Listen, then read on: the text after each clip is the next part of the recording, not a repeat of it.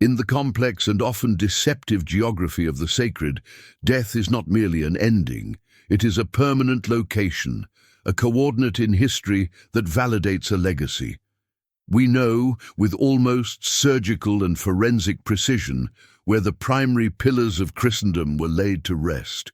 We are told, and millions believe, that Peter lies directly beneath the high altar of St. Peter's Basilica in Rome, his bones encased in a deep necropolis that serves as the literal and spiritual foundation of the Vatican. We know where Paul was executed and interred, outside the walls of the city that feared his words. We can travel to the cave of the patriarchs in Hebron and stand mere inches away from the traditional resting places of Abraham, Isaac, and Jacob. For 2 millennia, the entire Western world has been obsessed with the cold, silent stone of the Holy Sepulchre in Jerusalem, the alleged site of the resurrection that changed the course of human time. But in this meticulously documented map of holy relics, ancestral bones, and golden basilicas, there is a staggering, impossible void, an invisible, gaping hole that defies every cultural, religious, and historical rule of ancient Near Eastern society. Where is the body of the man who raised the Son of God? Where is the tomb of Joseph? Think about the cultural and psychological weight of this silence. In the 1st century, the burial of a Jewish patriarch was not just a family duty, it was the most critical responsibility of a firstborn son. It was not a private affair to be forgotten, it was a public declaration of honor, lineage, and the preservation of a bloodline. We are talking about the earthly guardian of the Messiah, the man who navigated the treacherous, secret desert routes to Egypt to escape the state-sponsored infanticide of King Herod. This was the man who held the hand of the young Avatar, teaching him the esoteric mysteries of the wood, the ancient laws of the Torah, and the hidden mathematics of the stars. In any rational or honest version of history, the tomb of Joseph should be the second holiest site on the entire planet. It should be a beacon of pilgrimage, guarded by ancient orders of monks and cited in every theological chronicle and travelogue of the early centuries. But it does not exist. There is no church built over his remains. There is no venerated marker in the Kidron Valley, where the righteous were buried to face the temple. There is no archaeological site in the hills of Nazareth that survives the rigorous scrutiny of modern science. Joseph, the patriarch of the most influential family in human history, simply evaporates from the physical world as if he were made of mist rather than bone and sinew. The official narrative maintained by the Church for 2,000 years is a masterpiece of historical and theological convenience. They present him as a humble, elderly carpenter who fulfilled his role as a legal placeholder and then died a quiet, natural death before the public ministry of Jesus began. They call it a peaceful exit, a humble man bowing out once his task was complete. But in the high-stakes world of historical redaction and political control, silence is never peaceful. Silence is a tactical weapon.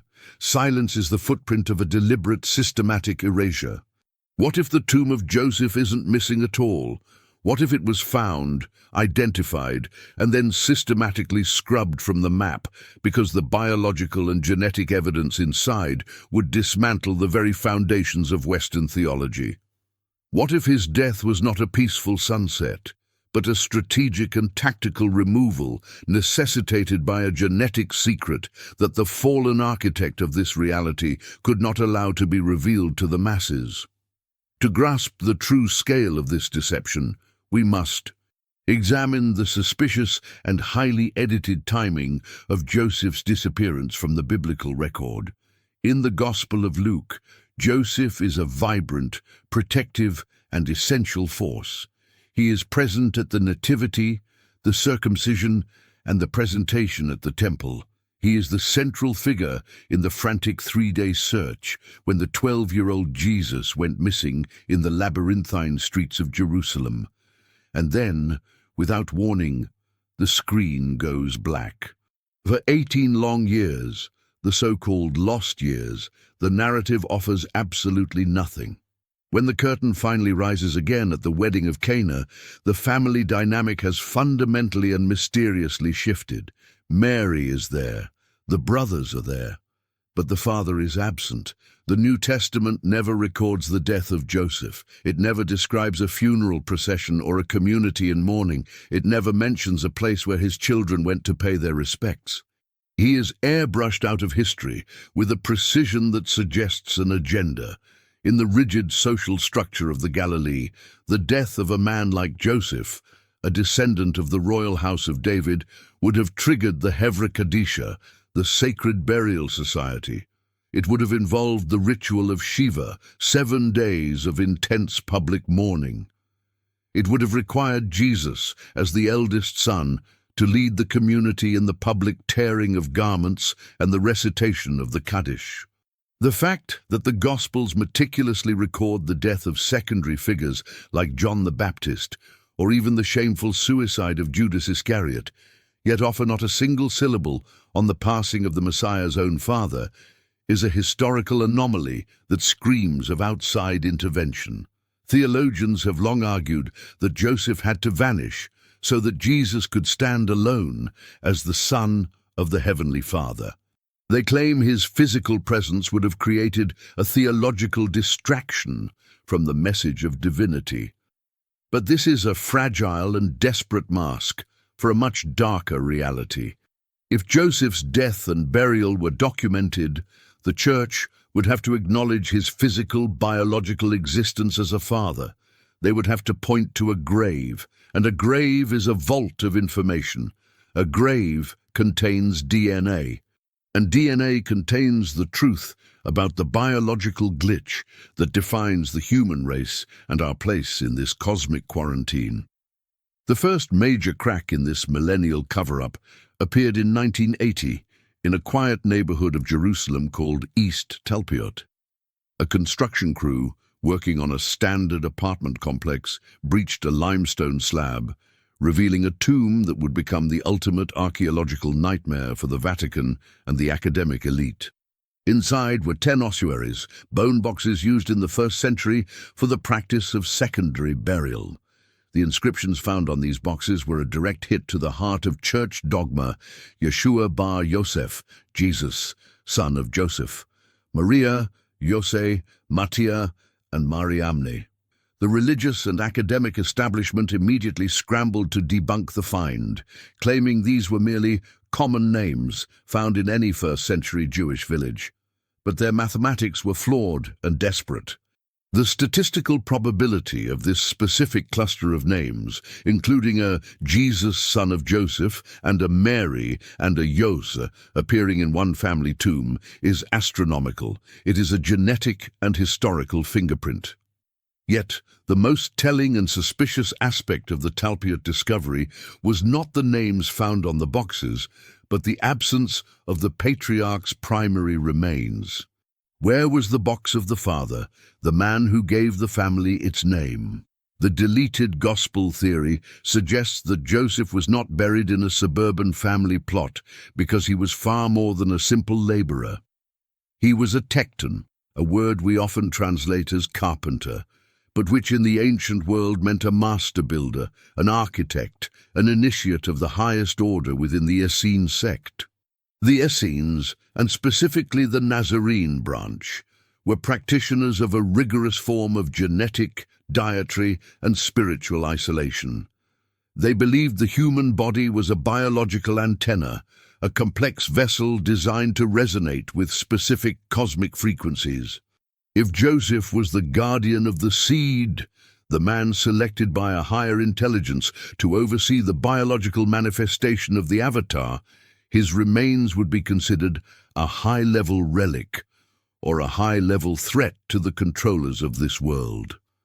There are persistent whispered reports from within the S-Archive, the clandestine intelligence and archive wing of the Vatican, that Joseph's true remains were intercepted long ago. In the 1920s, during the British Mandate in Palestine, reports emerged of a sealed chamber discovered near Sepphoris, the sophisticated urban center of the Galilee where Joseph likely worked. Inside, British officers allegedly found a skeleton of unusual stature buried with silver scrolls, and a ring bearing a seal that predated the Roman occupation of the region. The site was immediately seized by religious attachés from Europe. The chamber was filled with concrete. The silver scrolls were classified as state secrets, and the bones disappeared into the private, humidity-controlled collections of the global elite. Why? Because the scrolls did not speak of a humble carpenter struggling to pay his taxes. They spoke of a lineage of soul engineers sent to bypass the biological and spiritual limitations of the human genome, limitations imposed by the fallen architect of this localized three-dimensional simulation. This leads us to the most uncomfortable and revolutionary core of this investigation. Why hide a body for 2,000 years? In the world of forensics, you hide a body to hide the cause of death. But in the world of the deleted gospel, you hide the body of Joseph to hide the mechanism of life. The Church is anchored to the dogma of the virgin birth not because of its poetic beauty, but because of its legal necessity within their theology. It is a concept designed to separate Jesus from what they call the sin of Adam, which we can now identify through the lens of modern understanding as a genetic glitch. The creator of this biological simulation, a localized demiurge or fallen architect, designed human DNA with a frequency fence, a biological limiter that traps human consciousness in a cycle of decay, suffering, and mandatory reincarnation. To breach this fence and offer a path of exit, a high-frequency interventionist was required. But a pure, non-biological consciousness from the absolute universe cannot interface directly with this dense, low-frequency simulation without a compatible, high-frequency biological vessel. That vessel required generations of precise preparation. Joseph was not a random choice by a distant god. He was the culmination of an Essene breeding program, a clean line of DNA kept in cosmic quarantine for centuries to ensure it remained uncorrupted by the fallen architect's code. Joseph carried a specific sequence of DNA that could provide the Y chromosome for an avatar, allowing the Spirit of Christ to anchor itself into the physical world without being enslaved by it. If we were to find Joseph's bones today and subject them to advanced forensic and genetic sequencing, we would not find a standard human profile. We would find interventionist markers, genetic sequences that do not belong to the evolutionary tree of this planet. We would find the physical, undeniable proof that Jesus was not a magical anomaly born of a ghost, but a sophisticated biological operation. Joseph was the bridge. He was the technician, the master builder, who made the intervention possible. By erasing the tomb of Joseph and silencing his story, the Church erases the actual science of our own salvation. They transform a tactical, genetic, and multidimensional operation into a primitive religious fairy tale. This ensures that humanity remains in a state of perpetual infancy, offering worship to a sky god, rather than understanding the technical nature of our own liberation and the role of the engineers who came before us. Joseph's empty grave is the silent evidence of a quarantined truth, but the earth is a witness that cannot be silenced forever, no matter how much concrete the Vatican pours.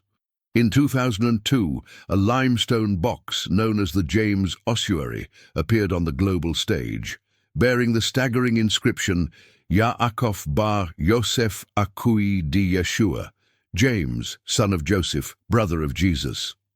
The violent and desperate reaction of the religious authorities, who spent 7 years and millions of dollars trying to prove it was a forgery only to fail ignominiously in a court of law, reveals their absolute terror. That box is the smoking gun of history. It proves, beyond any reasonable doubt, that Jesus had a biological brother, that Joseph was a physical, procreative father, and that his name was the foundational anchor of the entire family's identity. The existence of that box implies a tomb. It implies a body that was once cared for and named.